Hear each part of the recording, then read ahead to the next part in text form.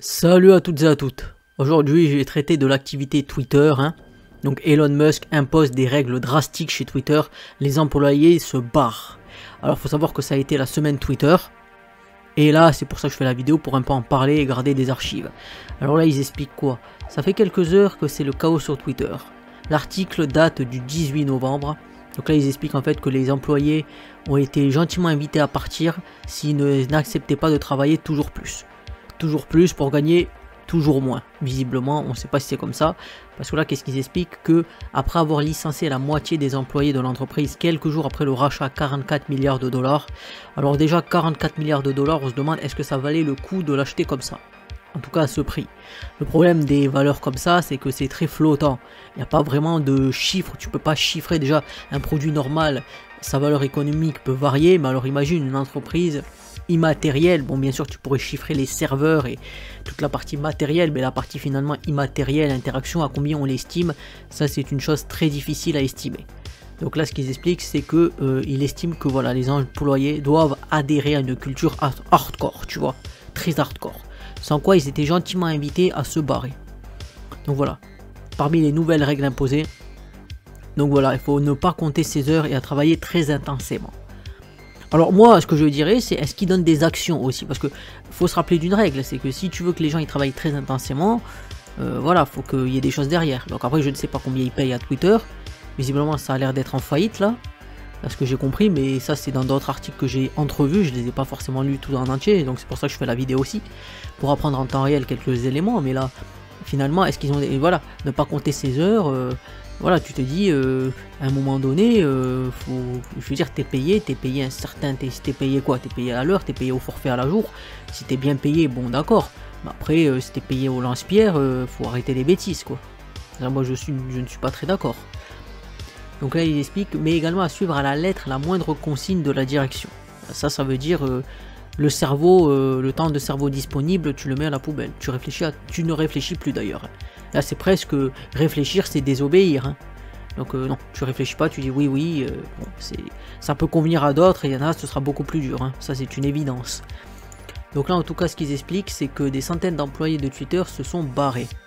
Voilà, ils ont pris le bateau Twitter. Enfin, ils ont laissé le bateau et la voiture de fonction et ils ont dit ça y est, c'est plus possible, on se casse. Donc là, il explique qu'à 23h heure française, les employés de Twitter devaient faire savoir à l'entreprise s'ils étaient prêts à y rester et à accepter la culture de travail exténuante. T'as l'impression qu'ils sont alarmés en fait. Déjà le côté, voilà, réfléchir c'est désobéir, ça fait penser aux militaires là. Donc c'est vraiment, ça va venir l'armée Twitter. D'ailleurs ils vont, tu vois le pigeon bleu là, ils vont arrêter, ils vont mettre un militaire à la place, ils vont mettre un char. Bon, je sais pas Twitter si c'est américain ou quoi, ils remplaceront le FAMAS par quelque chose d'autre, je pense que ce sera beaucoup plus utile. Et voilà, pour dire ça y est, maintenant, quelque part, faut arrêter les conneries. Maintenant c'est militaire, c'est tu réfléchis plus, tu dis oui, oui, oui, tu dis garde à vous, tu fais les choses, tu fais le pas, et tu feras les TIG aussi, très important les TIG, sans TIG il n'y a pas de structure. Donc là ce qu'il explique, c'est que sans surprise, il y a des gens, ils ont dit non, ils ont dit j'ai une vie, quelque part le travail c'est bien, mais si j'ai pas d'action et que je suis pas de la direction, faut arrêter les conneries. Je préfère les congés au travail, c'est pour ça que je suis pas chef. Certains ils ont sûrement dû dire ça, tu vois. Donc ce qui se passe c'est ça, et c'est qu'ils ont refusé et qu'ils ont annoncé publiquement sur leur page personnelle qu'ils se barraient, ils démissionnent. Donc selon les rapports, ceux qui ont décidé de quitter l'entreprise recevront 3 semaines, 3 semaines ou 3 mois, parce que j'avais cru comprendre que c'était 3 mois, parce que voilà, parce que en tout cas ils recevront 3 semaines d'indemnité de licenciement, je pense que c'est plutôt 3 mois, parce que s'ils acceptent certaines conditions, ça n'a pas l'air assez pour accepter juste 3 semaines d'indemnité, c'est pas grand chose. Pour l'instant inconnu. Selon Zoé Schiffer, le platformer, Musk et les autres employés ayant décidé de rester ne sont même pas sûrs de qui est parti à ce stade. Pire encore, dans un acte de paranoïa, Musk a verrouillé le siège de Twitter par crainte que les employés sortants ne sabotent l'entreprise. Ah. Bon, après il peut verrouiller, peut-être que les gens ils ont verrouillé avant. Ça me rappelle une histoire de un qui avait il avait crypté tout le parc informatique et après il leur a fait un peu de chantage quoi. Voilà, plusieurs employés essentiels ont été remerciés. D'après les informations récoltées par les différents médias, les concepteurs qui dirigent le projet Blue Verified d'Elon Musk, qui consiste à faire payer la certification $8 par mois, sont partis. L'ingénieur web en chef aurait également quitté le navire. De nombreux employés de Twitter qui assuraient la maintenance des infrastructures critiques ont démissionné. Donc là, clairement, tout le monde s'est barré. Mais ils expliquent que voilà. Alors que Twitter avait pris l'habitude de désactiver rapidement les accès des employés quittant l'entreprise, tous auraient pour l'instant accès à leur compte personnel. L'explication sera assez simple. Les employés en charge de la gestion de leurs collègues ont été licenciés ou ont démissionné dans la nuit. Donc ils se sont démissionnés et donc bon voilà, ça fait un peu ça. Donc ils ont toujours leur accès. Voilà. Alex Cohen avait par exemple la charge de la gestion des accès par badge au bureau de Twitter. En supprimant l'intégralité des accès des employés locaux, Elon Musk et d'autres dirigeants se seraient retrouvés malencontreusement dehors. Le milliardaire a donc supplié l'employé qui venait de licencier de le revenir en aide. Ce dernier aurait visiblement accepté, puisqu'il a rapidement été remercié sur Twitter par Elon Musk. Merci pour ton aide, tu es sauveur. Tu es un sauveur, tu es sauveur, là c'est vraiment c'est big rigs quoi. You're winner, t'es gagnant. Ah t'es gagnant, là la famille t'es gagnant. Je t'ai viré mais quand même t'as fait, voilà. Tu as eu une conscience professionnelle quand même. T'allais pas nous laisser dehors. Voilà, je pense que d'autres personnes n'en auraient pas fait autant. Et voilà, il a eu un merci, est-ce qu'il a eu quelque chose? On ne sait pas. Voilà. Ah là là, que va devenir Twitter? Les départs d'aujourd'hui sont décrits comme un exode massif, un exode carrément. Voilà, c'est utiliser les mots bibliques, les mots très anciens, un exode pour montrer le fait que les gens se cassent tout simplement. Certains des employés qui sont restés commencent à s'inquiéter pour la santé du site. Si des problèmes venaient à être détectés au cours des prochains jours, il n'y aura plus assez de personnes dans l'entreprise pour réparer la plateforme.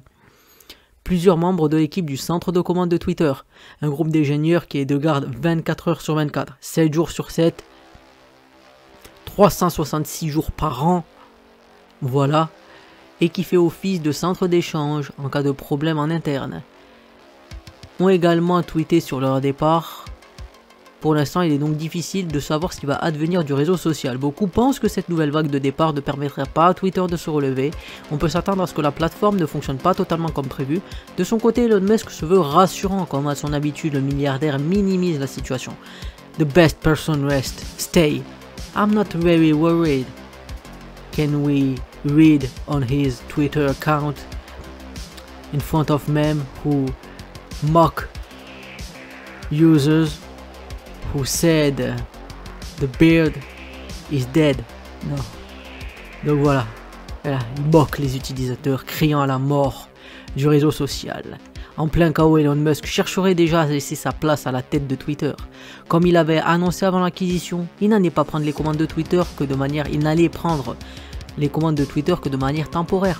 Après quoi, son remplaçant devrait prendre la relève. Et on ne sait toujours pas qui c'est. Donc on va avoir d'autres articles.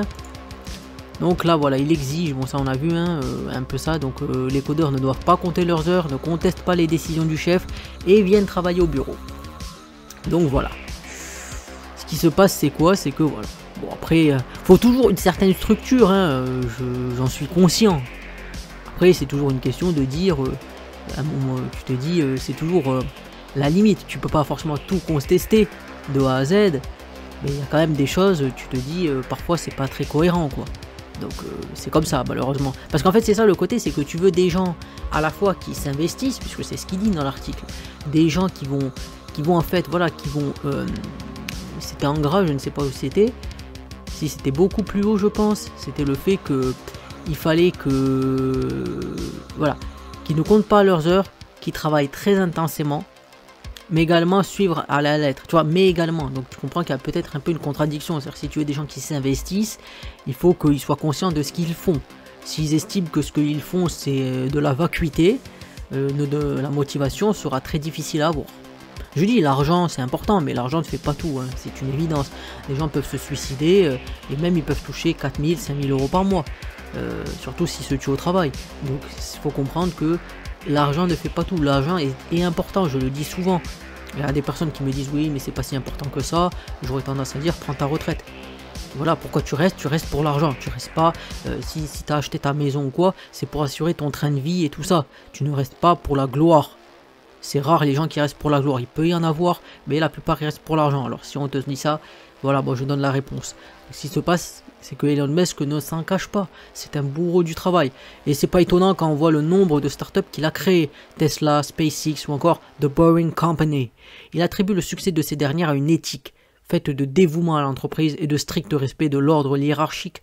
Comme on le sait, l'homme d'affaires américano-sud-africain vient d'acquérir Twitter et le moins qu'on puisse dire, c'est que ses débuts au poste de PDG sont mouvementés. Voilà. Voilà, mais c'est ce que je dis, dévouement à l'entreprise. Est-ce que c'est de dire, tu vois, si l'entreprise commence à dériver, de dire ton avis. Si tu dis que ça, tu vois, c'est pour ça que c'est pas contradictoire. On va dire que c'est des critères, je pourrais dire des critères antagonistes. C'est comme en automatique, quand tu veux la stabilité et que tu veux la précision. Hein, bon, rapidement, hein, avec les petites formules de Laplace, t'ajoutes un intégrateur, voilà, tu perds 90 degrés, marge de gain, marge de phase et tout ce genre de trucs. Donc, c'est des critères antagonistes. Tu demandes un dévouement et à la fois tu demandes un respect des ordres, même s'ils sont stupides. Voilà, soit tu dis la personne elle se dévoue et donc elle est prête à dire des actions quand elle estime que c'est pas forcément cohérent, ou bien elle écoute, mais si elle écoute, je veux dire, la personne fera 9h 17h ou 9h 18h, tu vois, et ce sera 9h 18h à 9h 18h, c'est tout, ce sera comme ça. C'est toujours ce problème, tu peux pas forcément avoir les deux. Alors bien sûr, quand on est dans une entreprise, on essaye d'apporter, voilà, même la personne qui dit je ferai rien, normalement elle essaye de faire un peu, au moins d'avoir un projet ou quelque chose qui lui tient à cœur dedans pour pas devenir folle. Mais en tout cas, c'est sûr que c'est des critères qui sont assez antagonistes, malheureusement. Donc là, ce qui se passe, c'est qu'il a envoyé un email en posant un ultimatum aux employés qui n'ont pas été virés lors de la première grosse vague de licenciement de Twitter. Soit ils s'engagent à ne pas compter leurs heures, soit ils prennent la porte. Les démissionnaires recevront 3 mois de salaire. Donc là, c'était le 3 semaines, c'était 3 mois. Je pense que c'était plutôt 3 mois et qu'il y a eu une coquille dans l'article. Comme indemnité de départ, ils n'ont que quelques heures pour donner leur réponse. Hein, on dirait... comme dirait la vidéo de Villebrequin pour quand il bossait chez Valeo, hein, qui disait c'était quoi son mail de réponse, c'était qu'il avait mis, c'est nous sommes une grande entreprise et on peut se permettre de dire non, parce que voilà, on avait dit que les ultimatums c'était 18h et c'est 18h. C'est pas 19h, c'est pas 18h 7 ou 6 quoi, non, c'est vraiment, il y a la deadline et on respecte la deadline.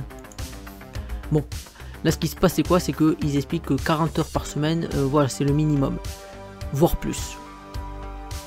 Alors, encore une fois, je le dis, c'est sûr que c'est beaucoup. Après, l'argent, comme je dis, l'argent, ça facilite toujours des choses, l'argent, faut dire ce qui est.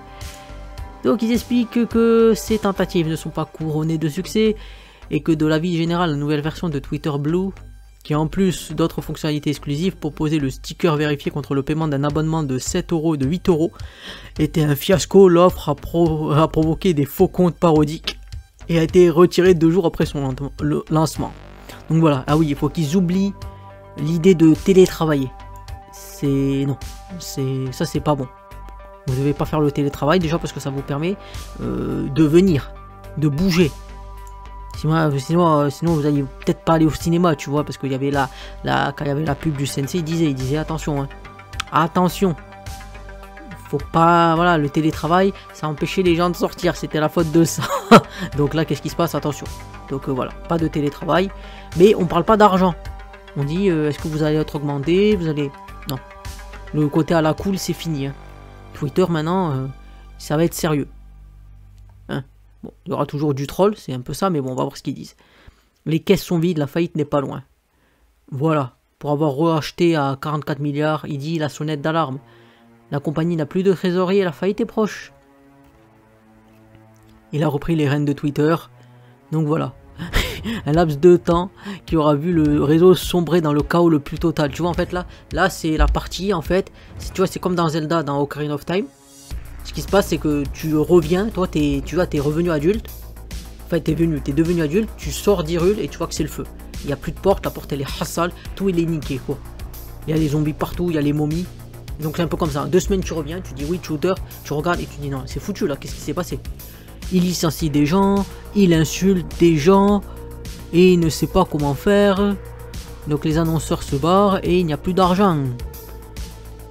à en lire. Voilà, il va finir bannir les comptes qui se moquent de lui. Alors que c'est un champion de la liberté d'expression. Alors j'avais vu, bon moi je suis pas trop sur Twitter, mais il y avait des trucs, bon c'était drôle, il se foutait de la gueule des gens, mais ça c'est aussi le côté un peu lâche. Parce que là, qu'est-ce qu'ils disent? Je vais voir ce qu'ils disent, mais on va voir ce qu'ils disent. Mais après là, qu'est-ce qui se passe? Une réunion d'urgence, voilà, la banqueroute, tout ça, Twitter perd trop d'argent, Elon Musk vend des actions Tesla pour enflouer les caisses. Donc voilà, il envisage de rendre la plateforme complètement payante. L'article, je crois que je l'ai mis là, mais on verra après. Voilà, faux compte et tout ça. Là, pour l'instant, c'est un peu la merde. Faut dire ce qui est.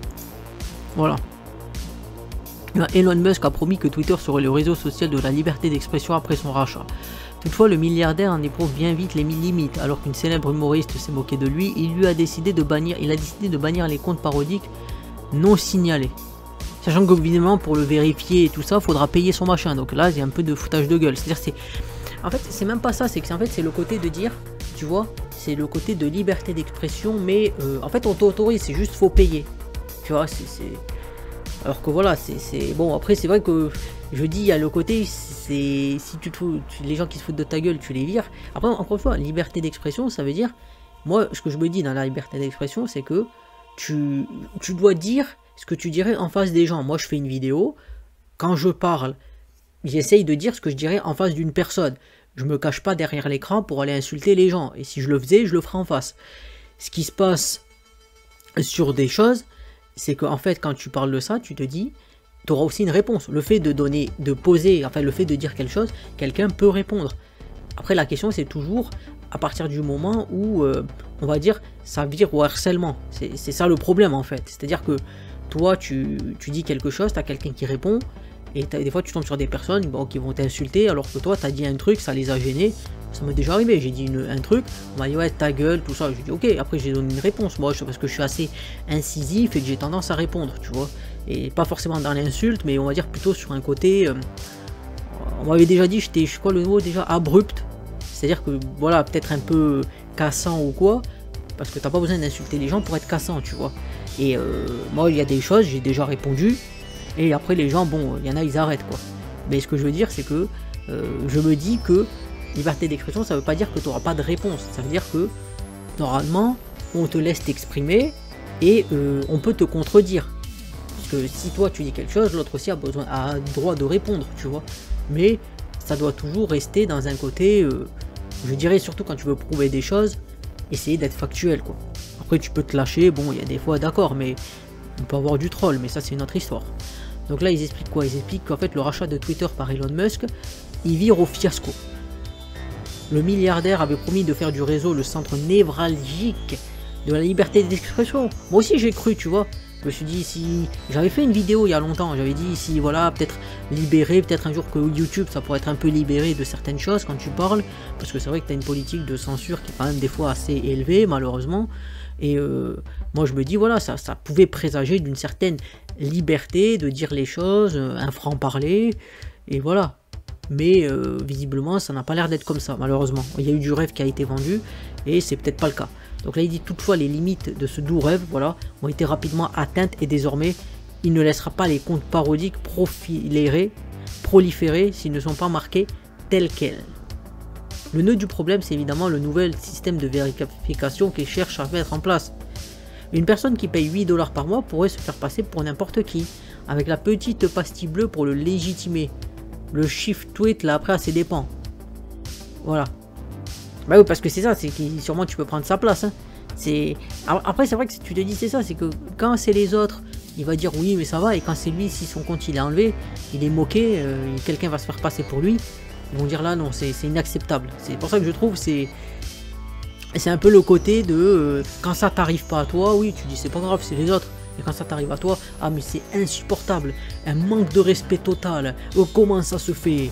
Et ça moi je trouve que c'est quand même, voilà, ou bien la personne n'a pas pensé à ça, parce que c'est possible qu'il ne pense pas, hein, moi j'ai envie de te dire quand même, ce serait un peu bizarre, hein, mais est-ce que les gens des fois ils peuvent pas anticiper ce qui se passe?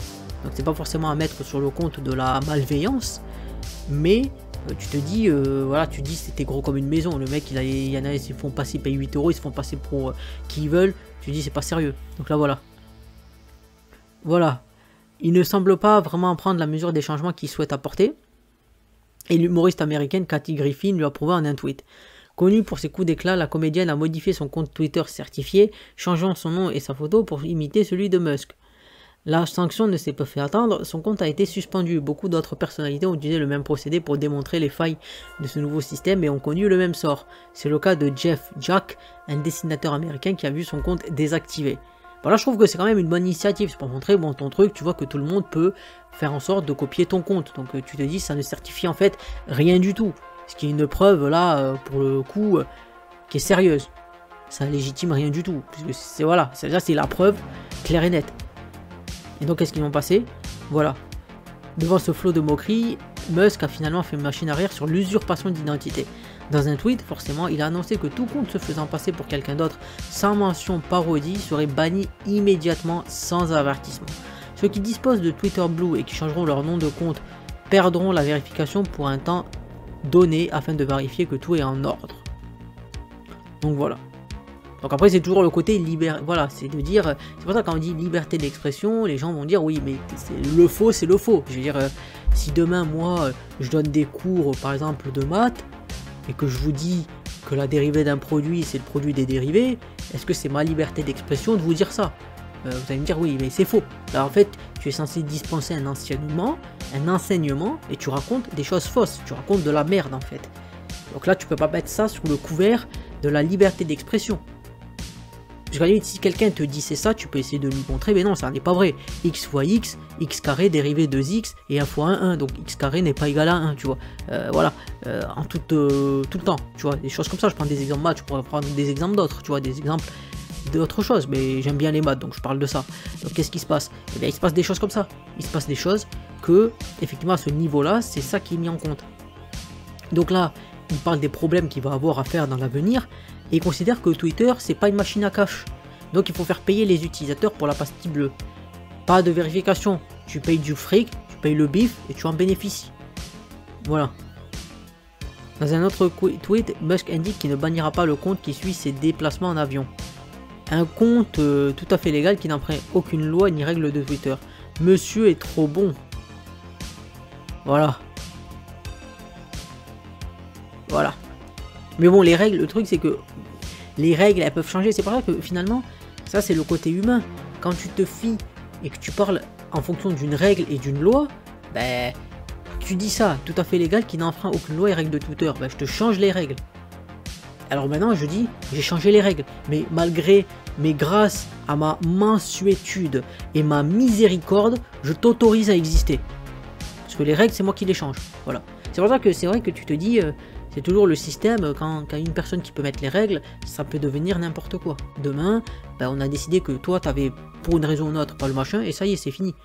C'est pour ça qu'il faut des garde-fous. Mais bon, on a vu avec les époques, avec les choses là, les 2 ans à venir, et les 2 ans qui sont là, les 2 ans qu'il y a eu, que le garde-fou, on peut le mettre à la poubelle. C'est clair et net. Donc voilà, il y a beaucoup de choses. Donc qu'est-ce qui se passe? Il se passe encore d'autres articles, hein, bien évidemment. Voilà, tout le monde se moque d'Elon Musk, tout le monde. Hein. Voilà, le chaos, mais c'est drôle. Sans aucune surprise, les utilisateurs s'en sont bien évidemment donnés à cœur joie une fois la fonctionnalité disponible. Puisqu'il suffit de payer 8 $ pour se faire passer pour un compte important, pourquoi ne pas le faire? C'est exactement ce que se sont dit quelques plaisantins.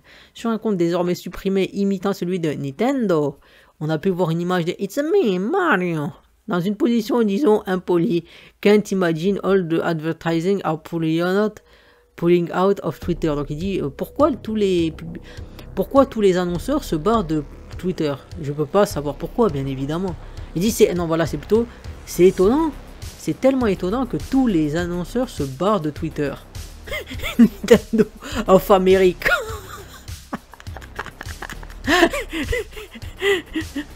On a vu un certain George W. Bush qui a fait part de sa nostalgie du temps où il était encore président.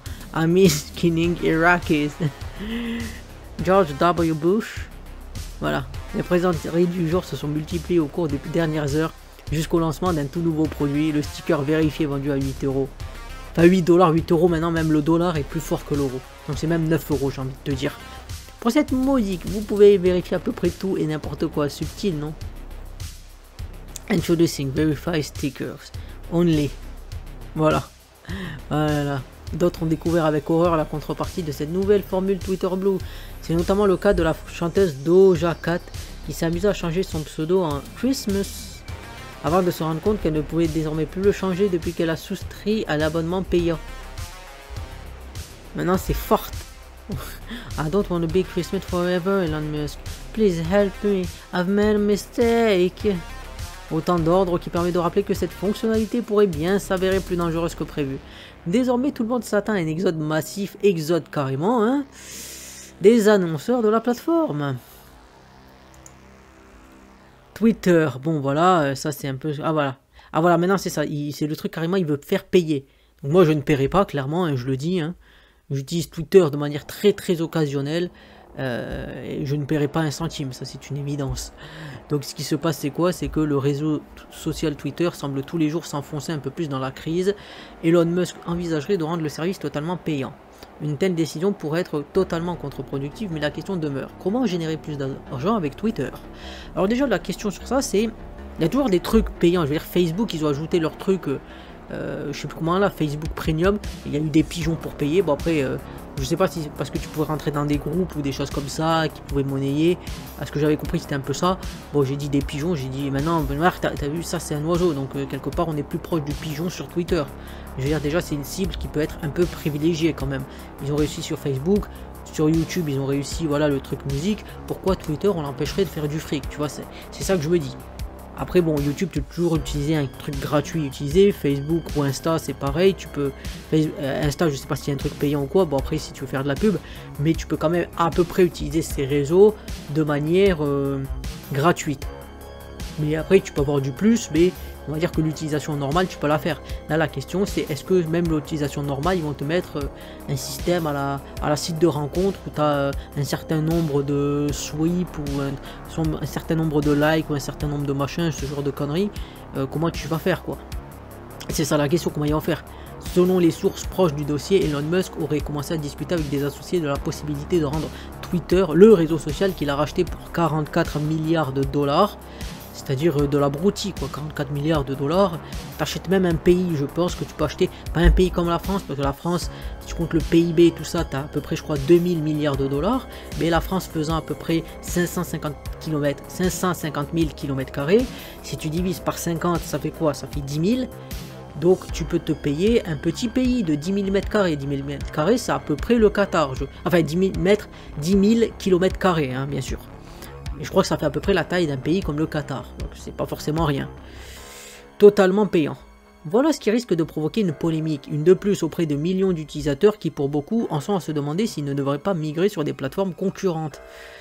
La rumeur court selon laquelle Musk proposerait aux utilisateurs non payants de consulter seulement un nombre limité de tweets. Ah ben c'est un peu ce que je disais en fait, c'est-à-dire que tout comme il y en a, ils ont un certain nombre de likes qu'ils peuvent mettre, hein, tu prends Tinder ou ce genre de choses, eh bien certains, eh ben, ils peuvent, faut qu'ils payent quoi. Voilà, tu payes c'est illimité, mais sinon c'est limité. Et ce limité, qu'est-ce qu'il est? Il est chiffré. Parce que c'est la rumeur, donc c'est une rumeur, il n'y a rien du tout. Mais on va voir si c'est ça. Mais en tout cas, pour avoir un accès illimité, il faudrait débourser une somme dont le montant reste encore à définir. Tu sais, parce que des fois, quand tu te connectes pas à Twitter, ils te disent pour voir plus te connecter. Donc maintenant, tu vas te connecter. Donc the new connected is the old non-connected. Hein. Voilà, c'est bien ça. Donc là, il explique que la priorité des priorités. C'est-à-dire c'est number one là. C'est number one, on ne discute pas. Il y a des choses qui sont pas prioritaires. C'est-à-dire garder les ingénieurs, ça c'est pas prioritaire. Mais la priorité c'est de faire payer pour la vérification. Se pourrait-il que le Twitter payant et la vérification soient proposés en un seul et même abonnement? On le sait maintenant avec le Sur Musk. Il faut s'attendre à tout. Et il veut également imposer une limite de tweets mensuels à ceux qui ne sont pas abonnés. Tout milliardaire qu'il est, Elon Musk s'est mis dans la merde en rachetant Twitter pour cette somme qui est très exagérée. Alors, des fois en fait, du exagéré, des fois c'est surtout que, ben, comme j'ai dit, là le problème c'est que, enfin le fait est que une société comme ça, tu ne peux pas savoir combien elle vaut vraiment. Parce que là tu dis 44 milliards, certains pourraient te dire c'est 20 milliards, et donc après si tu veux sortir des liquidités, mais bon. Bien sûr, jamais personne n'a fait ça. Voilà, bon, en tout cas, je ne donne pas de nom, hein, j'ai pas de preuves. Mais en tout cas, des fois, ça peut arriver. Et je pense que si quelqu'un comme moi, qui sait à peine lire et écrire, il arrive à penser à ça, que dire des gens qui sont ingénieurs, qui ont un diplôme sérieux, qui eux ils savent lire, écrire, faire des rapports correctement, sans faute. Moi j'imagine pas ce que eux ils sont capables de réfléchir, hein, évidemment. Donc si se passe là, c'est quoi? C'est que voilà, ça l'a mené à s'il l'avait pas fait, ça l'aurait mené à des problèmes, les graves problèmes, c'est-à-dire un procès coûteux et tout ça. Et c'est pas un problème, bon c'est pas un problème parce qu'il est gavé. Enfin, il est gavé pas forcément d'argent en tant que tel, mais tu comptes les actions plutôt ce qu'il a d'immatériel, parce que je sais pas s'il a de l'or chez lui ou ses maisons, ses propriétés, combien ça vaut. Mais c'est plus maintenant, voilà, c'est plus, on va dire, la capitalisation de ce qu'il a, je pense, à ce niveau-là. Voilà, pour ces choses-là. Donc, ça aurait été plus incertain le procès qu'il aurait fait. Donc, il a racheté la compagnie avant le délai imparti. Quoi qu'il en soit, il se doit de gagner du fric avec Twitter, ce qui implique de monétiser tout ou partie de ses fonctionnalités. Voilà, il va tout monétiser maintenant. Ça va être une espèce de, tu vas voir, le OnlyFans Twitter maintenant, voilà. En fait, Twitter va devenir un OnlyFans, hein, où il y aura des gens qui feront payer leur contenu et Twitter prendra un pourcentage. Voilà, de toute manière, ça existe dans beaucoup de choses. Sauf que Twitter, c'est un réseau de trolls, donc je sais pas s'ils sont prêts à payer un max de thunes. Hein. En rachetant Twitter, il a emprunté aux banques en leur vendant les dettes du réseau social. Au total, la compagnie devra rembourser 1 milliard de dollars d'intérêts annuels. Ajoutons à cela que selon Elon Musk, Twitter perd 4 millions de dollars chaque jour. Rappelons que toujours plus d'utilisateurs fuient la plateforme en raison du comportement toujours plus erratique de son dirigeant. Selon le MIT Technology Review, près d'1,3 million d'utilisateurs auraient désactivé leur compte la semaine dernière. Parmi ces derniers se trouvaient de grandes compagnies telles Audi ou Pfizer. Ah, Pfizer, toujours là pour le bonheur. Les annonceurs importants, ou Audi, hein, la Audi Q7 et tout ça, la Audi TT, hein, toujours la Audi TT. Hein. Moi je me rappelle du clip de rap, j'avais fait une vidéo d'ailleurs, c'est Toulouse-Barça, 3h30 en Audi TT. Alors tu vois, je me rappelle, j'avais fait la vidéo il y a 2 mois, 3 mois, et le refrain ça reste dans la tête, donc vraiment ça reste dans la tête. Et il y a Pfizer, toujours là. Les annonceurs importants en termes de revenus pour Twitter. Donc voilà, et enfin, un dernier article, c'est celui-là que j'avais commencé à lire. Vous fuyez Twitter pour Mastodonte à cause d'Elon Musk, gare à la désillusion. Vous voyez Mastodonte comme l'alternative idéale à Twitter et aux actions erratiques d'Elon Musk. Le réseau social décentralisé connaît un fort regain d'intérêt depuis quelques semaines. Mais attention à la douce froide, tout n'est pas rose du côté du mammouth. D'ailleurs le mammouth est mort, hein, c'est voilà, Mastodonte, mais le mammouth c'est une créature qu'il faut venir à 15 pour l'affronter, hein, attention, hein. On se rappelle des choses. Donc là, enfin, on se rappelle, on n'était pas là. J'étais pas là moi aussi, hein, j'étais pas vivant il y a des milliers d'années. Hein. Je suis pas éternel. Donc là, ce qui se passe, c'est quoi? C'est qu'on voit Mastodonte comme l'alternative idéale à Twitter. On voit, mais moi, je vois rien du tout. Je savais même pas que ça existait. Donc peut-être que maintenant, vous savez si ça existe. Peut-être vous allez y aller, hein, grâce à moi. Donc le réseau social décentralisé, fort regain d'intérêt, blablabla. La prise de contrôle d'Elon Musk de la grande voleur Twitter a remis sur le devant de la scène un réseau social qui était mort. Donc voilà, qui estime que Twitter va être encore pire qu'aujourd'hui. C'est-à-dire déjà c'était voilà, le repère des trolls et parfois des cassos, et maintenant ça va être encore pire, c'est-à-dire ça va être le compte de l'usurpation, de la magouille, de tout ça. Finalement ça veut dire un Snapchat, hein. Il faut dire les choses comme elles sont. Ces envies compréhensibles de migration vers des territoires numériques plus calmes et mieux tenus doivent être toutefois nuancées. Mastodonte a certes d'indéniables mérites, il repose sur les principes du logiciel free et s'appuie sur une infrastructure décentralisée, mais il y a des subtilités dans son fonctionnement qui doivent être soulignées ou rappelées. Voilà, la politique de modération qui est changeante, c'est-à-dire qui est complètement versatile, qui varie du jour à la nuit, et d'une instance Mastodonte à l'autre. Une instance, c'est un serveur géré par une ou plusieurs personnes, et elles ont la main sur tout ce qui peut être dit. Voilà. Or, il est décentralisé, donc chaque instance fait comme elle veut. Voilà. Modération hétérogène et qui dépend des individus. Donc il faut sucer le modo. Bon, ça reste toujours vrai, même sur des choses, hein. Mais là, c'est encore plus vrai. Et là, c'est pas 1, c'est 1 fois le nombre de serveurs où tu es, parce que dans le pire des cas, c'est mutuellement exclusif. Hein. Donc, ce qui se passe. Des instances peuvent être très permissives sur la liberté d'expression, tandis que d'autres strictes. Voilà, c'est-à-dire que tu sais pas sur quel pied danser, tu as l'impression de marcher sur des œufs à chaque fois. Donc dans ce genre de cas, en fait, le meilleur c'est de tester la température. Tu dis un truc, tu vois, voilà.